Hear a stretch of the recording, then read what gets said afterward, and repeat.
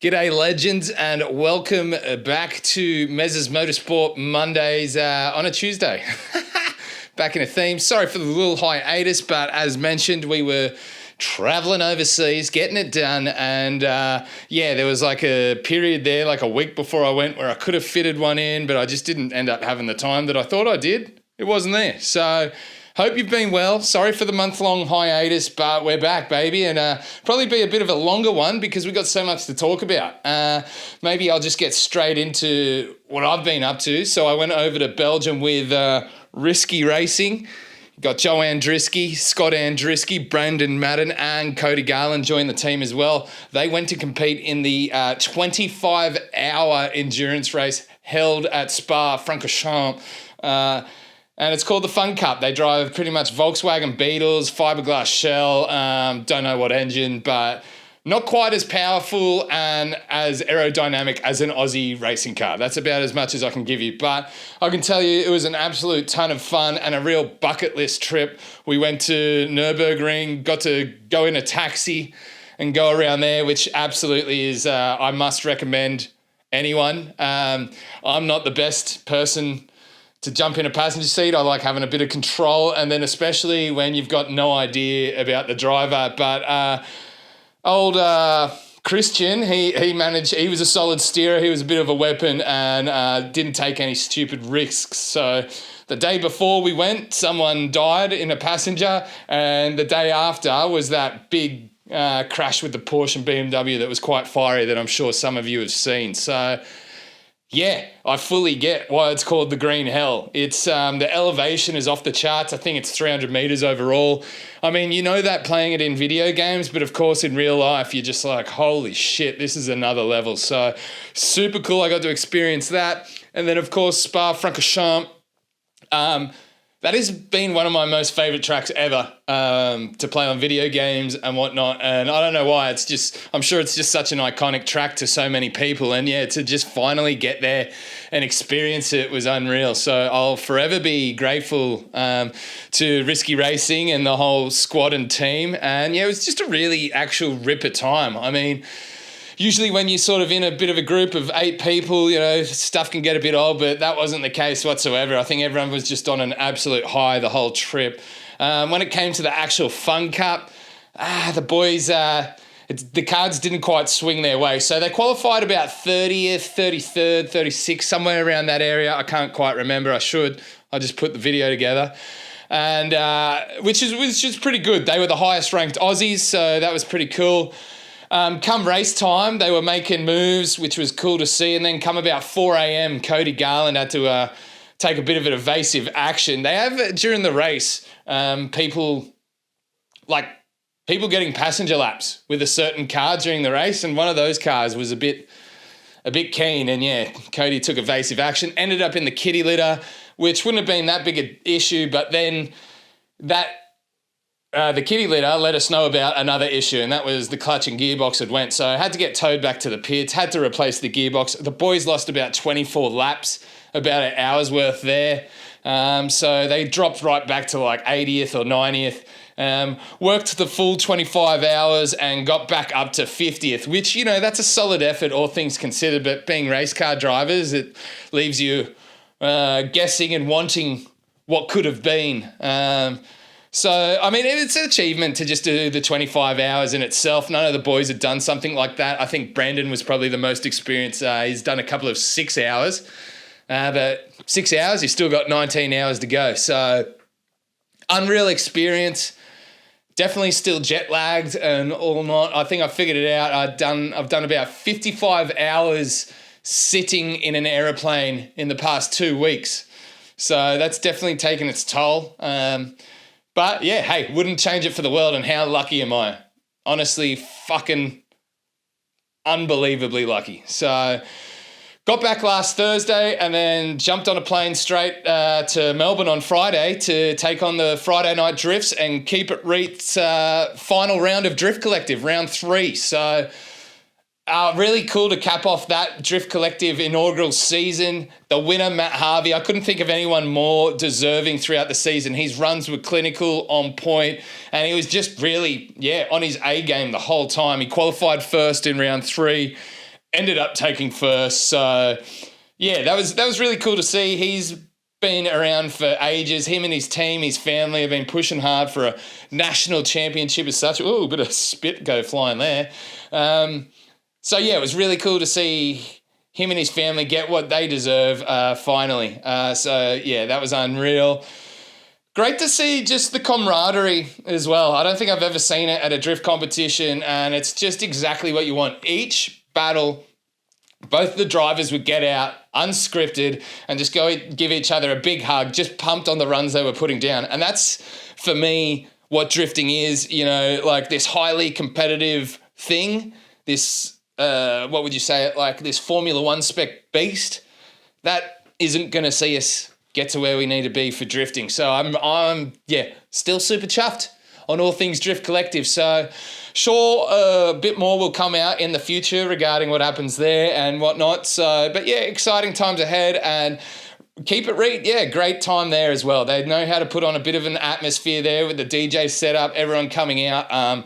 Really cool to see. And their supporters, like they've just got a very strong group of supporters. You go through the pits and there's people decked out head to toe and Keep It Read. So really cool to see what they're doing. And they just keep charging after all the, wind back of their giveaways and whatnot. And hey, unreal stuff. You got to appreciate what's going on. Another shout out for Drift Collective would have to be a breakout year for Will Argoon. He is our weapon in the Falcon wagon. He was throwing down it wasn't a wagon this time, it was a sedan. So I think that's like his backup car, as his wagon caught on fire at Drifting SA round. So that's a bit unfortunate, but just really cool to see him, drivers like himself, get the recognition they deserve. Like that car he's pedaling is not competitive whatsoever, but the driver behind it is. And, the judging reflects that and whatnot. There was a few questionable calls that, I was a bit like, did that get called? And as such, I made it noted. But on that front as well, I'm not a judge. I'm just a judgmental person. So that was very exciting, and big shout outs to Cam Martin. I was meant to give him a shout out last podcast, but Cam Martin is a bruiser that has been pushing hard, pushing himself to the limits, his car and whatnot. Had a fair few car issues, but he shouted me a fair few beers at the casino, so that deserves a shout out. So you want the shout out, shout the beers. But yeah, Cam is a great driver. He does the Melbourne dive now and then, but so does Marcus McCaffey and a bunch of other Victorians. So he's a solid driver. Didn't quite go how he would have liked, but hey, it's all exciting, it's all building, and it's all a bit of adversity. So yeah, I'm really excited about the group of people that competed in Drift Collective and everyone giving it a red hot crack. I hope we see all those guys compete again next year and build on it. I know Dale Campaign had a bit of a rough trot year, and he was like, oh man, I got to take a step back here. But, he's also got a fresh young family. Probably time to soak in some wholesome stuff as well. But I just hope, the vibe and the sort of momentum we're kicking off here with Drift Collective continues, because, I'm big Rev Kev excited about it. So yeah, that's very exciting stuff. Let's check where we're at in the minutes. Yeah, so Drift Collective, I'm pumped. I'm pumped, and I think there's a bit of a bright future there, but it's still early days. We've still only built the first rung of scaffolding, and I wouldn't even say the first rung. We've just got all the bars there to be put in place. Now it's up to all of us to make sure those bars continue to form a structure that the Australian drift scene can build on. So that's very exciting stuff. I was spewing because on the same weekend at Queensland Raceway, Street Carnage, the boys, they held a day at Short Track, which, if you don't know, is the old sort of drift track, and then it became a burnout pad as well, back at Queensland Raceway. So it's not that new drift playground that's out the front. It's the other one out the back. A little bit more hairy, a little bit more sketchy, but looked like some unreal driving happened there. Shout outs to Chop. I saw him absolutely nail it, but his ego doesn't need to get any bigger. Shout outs to Daniel Shoulders, Black Arts Factory. They are just lovers of drift. They're everywhere. So that was cool to see, and spewing I missed out on that. But hopefully, there's more events to come. The next event I will be going to is the Australian Drift Club based in Sydney. Funny name, I know, Australian Drift Club, but it's New South Wales. Drift Club, more like it. But I'll be with Sam and Hectic Billick. I'll be commentating alongside Shembry, so haven't seen those fellas in quite some time. I did see Sam and Hectic Billick at Keep It Reet, so, have seen them, but haven't seen Shembry. It'll be cool. I don't think I've ever made it to Australian Drift Club round as such. So yeah, excited to see what they're about with an open mind, and yeah, just go from there. I believe Jason Farron, JB Rogers are going to be there as well, so it should be wholesome time galore. And after that, I think I have a weekend off, and then it's Corolla Palooza, baby. So I'm hoping the boys at Nicole Racing can get the 8.6 sorted. It's pretty much good to go. I've just had this oil leak that has been bugging me. I've tried to figure it out for myself. I can't. So it probably makes sense to just send it to the people that know what they're doing. So we'll do that. I'm also very excited because I've received word from Tom that the van is getting close. So if you don't know, my tow car, Chevy van, blew an engine up about 2 years ago, saved up a year to buy the LS. Now it's been put in. I've sent it to my good mate Tom to sort it out. And because he's an LS connoisseur. And yeah, he said it's getting close. August is the cutoff date. And I did tell him I'd like to use it to tow to Corolla Palooza. So that's exciting because that's sort of what's been holding me back. I've been missing out on driving, and that's really the main thing. It's just a bit difficult to get the cars where they need to be when you don't have a tow car. And I've had to lean a lot on people in the past, and I don't like doing that. And also it makes financial sense to not burn yourself out. So I'm fucking excited to get some driving in towards the end of this year. So Corolla Palooza is the next one. October, we'll be doing Glory Days at Lidenham. I keep fucking that pronunciation up. I should really know. Luddo.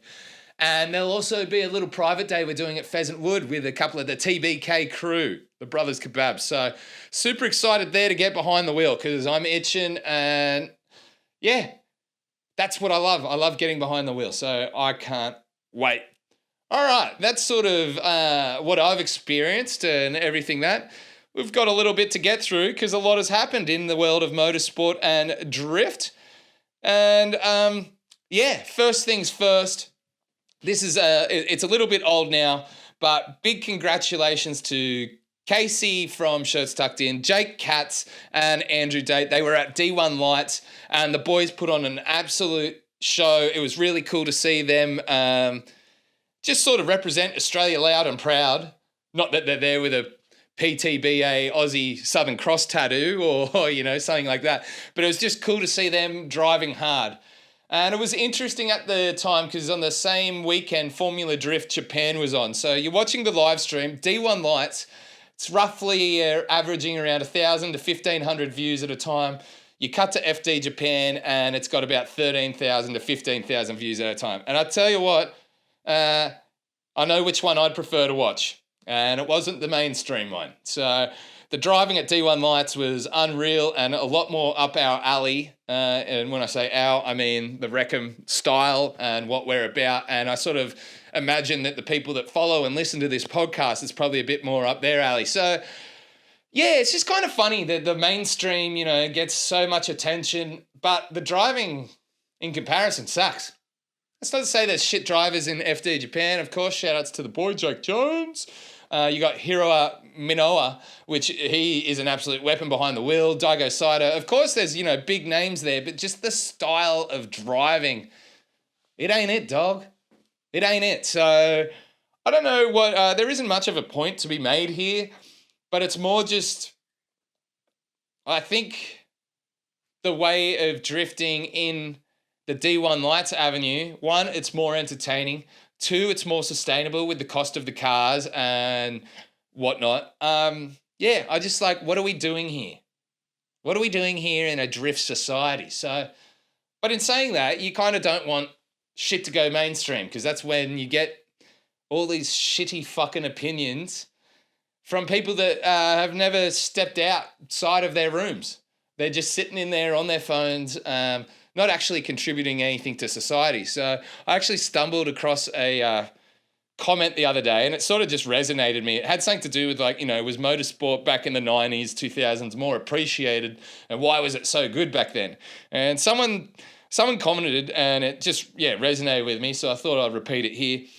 Said, you had to be really into it to be into it. You couldn't watch a few videos and join discussions like an expert. If you wanted to be a part of the community, you had to have a dirt bike, race car, speedboat, or you had to actually leave your room to go to the events and watch the broadcast. So everywhere you went, you were surrounded by people 110% in. When you give that much of a fuck, and everyone else does too, it brings the whole community up. And yeah, that just one, it really resonated with me, because I think we need more people to give a fuck.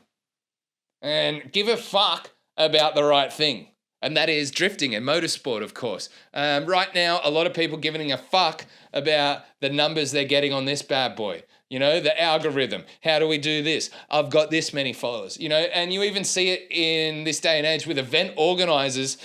The people they're choosing to be their guest drivers or, you know, do guest events, half the time aren't the fucking best drivers. This isn't so much with Australian events or like Australian drift events, I should say. A little bit here and there, but, you know, like this isn't, that's not a stab at any event, by the way. It's more a stab at where we're heading in society. I mean, you see it in the comment sections on any Formula One, NASCAR post. I'm using them as mainstream examples. Even, Formula Drift. It's like anything Adam LZ just completely whitewashes it. Samet has his entourage of fucking merry men that think he's a god, which, how the fuck? If that's the god you chose, fuck me. That's where we're heading as a society. So, what are we doing as a society? Brody, sorry, brother, I'll give you a call back later. We're hot and heavy on the discussions. So, let me just check the time because we're waffling on for a bit there. Oh, no, we still got 2 minutes. We still got 2 minutes to win it. So I just want to, I really just want everyone here to think what we're doing, who we're giving our attention to, and are they the right person? You know, like I get people are entertaining and, you know, they don't have to be the best driver. I get that. Or maybe they do cool aesthetically pleasing videos on events, event coverage or whatever. Like, I get that. Like, and there's a lot of YouTubers I've met that I think are fucking good cunts. But for me, it's like our priority should be the driver. Because, you know, you start giving attention to people that are already receiving attention, be it because they're a hot person, a good looker, or, you know, or they've just found themselves in a place. Like, you're saturating the market, and you're you're diluting the market.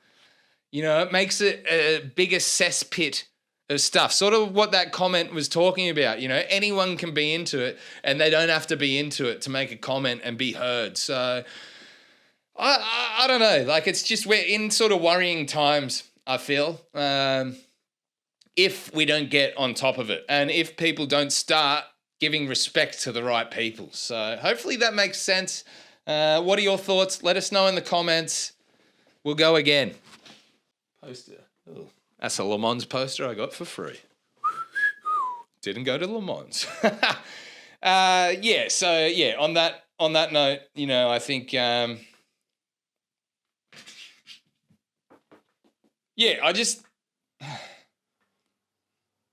everyone should be more focused on their own shit and what they're doing and what they want to achieve instead of the fucking algorithm and trying to be someone. There's too many people trying to be someone. Stop trying to be someone.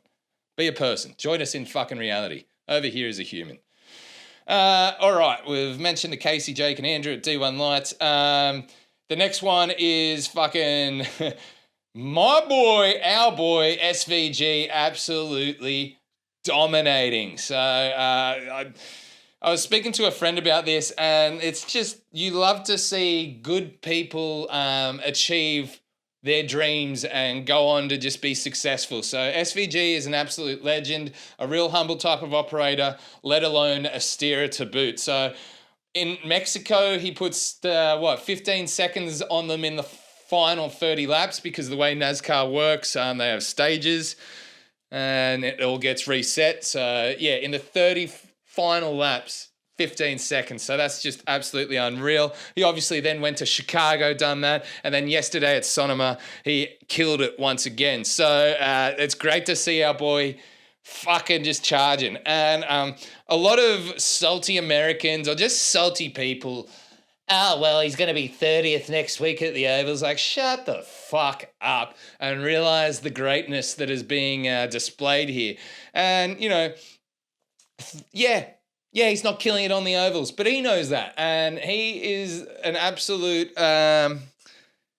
motorsport journeyman. So he's going to be working on every single possible thing he can to improve on ovals. And I think anyone who's studied it non-bias with open eyes can see that he is improving on the ovals. And to me, I feel it's only a matter of time before he's up there.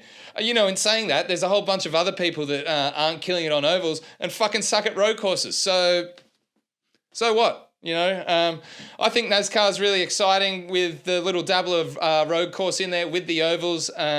As my boy Billy Sutton said, it goes to show just how tricky and how hardcore the ovals are. And for sure, there's a lot to it, you know, like putting your car in the right spot with the air, with the draft, side by side, all the shit that happens there, the different lines you can take. So huge learning curve. But yeah, he's done, 2 years of ovals and maybe 6 months in the new car, and he's going up against people that have been doing it since they're 8 years old in, you know, the lower ranks that they went. So I think it's really exciting, and go you fucking good thing, SVG.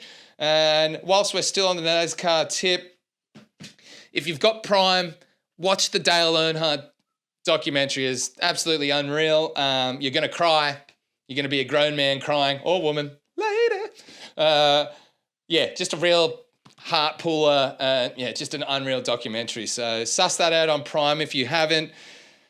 Next on the list, Instagram being referred to as a statement by professional athletes. It's more just a reflection of where we're at in society. But fuck, I hate all these fucking articles that just go off what some driver posted on Instagram. And yeah, like that is real life. The driver posted that on Instagram, but taking it as like a statement without actually asking him to clarify or anything, like, fuck, it just shows where we're at as a society. You know, it's all just a bunch of bullshit and people just trying to make money off any link click they can, clickbait, whatever. And it's just fucking, again, it goes back to this diluting and polluting the fucking pool of shit. We're just creating shit. It's like that South Park episode sometimes. That's what I feel like. And it's the same like every... Speed hunters recently, like someone wrote an article like, speed hunters haven't posted an article. And then all of a sudden it's like, oh man, we miss speed hunters, this or that. Like, I don't know. You got to pay props to speed hunters. That's not what I'm saying. Speed hunters, yeah, if you got posted back on there back in the day, you're a mad dog. It was cool. But it's just like you go online and then once one person does it, everyone fucking does it. And it's just, maybe I'm just fucking salty because I'm heavily jet lagged and I fucking had 74 hours all up in a fucking plane and airport with fucking people that are inconsiderate and I'm just fucking on edge. Maybe it's that. But I just think fucking... let's move on. They've been done. Acknowledge it for sure, but it's like, oh... yeah, here I was on Speed Hunters. I don't know. The next thing that annoyed me was Motor Culture Australia referring to themselves as MCA. There's only one fucking MCA, and that's Murray Coote Automotive, brother. Yeah. Oscar Piastri with the brake check. Yeah, look, the data doesn't lie. A bit of an odd one, but in saying that, he did do it the first time, no warning. So I think if it was so bad, why didn't they warn him not to do that again? So that was a bit of a fucking downer on that. But a bit of British bias in F1, it's not that surprising, is it? But he's still going for gold, still in the lead, just. And yeah, an exciting 12 races left. That whole Red Bull Christian Horner situation, fuck knows what's going on there. But obviously, yeah, all that fucking drama build up, all that shit has been lingering on for a while. You know, maybe Max is signed with Mercedes and they're like, fuck, you've just lost our driver. Or, you know, maybe it's the other way, fucking get rid of Horner and Max stays. If I'm Max, I'm probably jumping ship. It's not looking too good. You know, you lost Adrian Newey, a couple other key members. So, yeah. But, again, I have zero F1 experience. Don't know shit. So, that's how it looks from the outside. Ooh. Excuse me. That's how it looks from the outside. And, yeah, again, great fucking moneymaker for all these clickbait articles. Just constant nonsense, to be honest. Constant nonsense, constant noise. It's pretty much it, really. Pretty much it. Again, just fucking really stoked on Drift Collective and what they're doing and what it means. Just stoked on drifting in general. Can't wait to get behind the wheel again. And yeah, unreal stuff. We're going to have a 40-minute video from our trip to Spa, Riskie Racing. Check it out. Give them a follow. They're legends. And yeah, they deserve to get a bit of recognition for what they're doing. And they're just honest bruisers. They're my type of people. I love them. So get behind them. Suss that out when we release it. It just needs a little bit of approval. So yeah, we'll hopefully be out this week. And yeah, love many. Trust. Because real bad boys move in silence.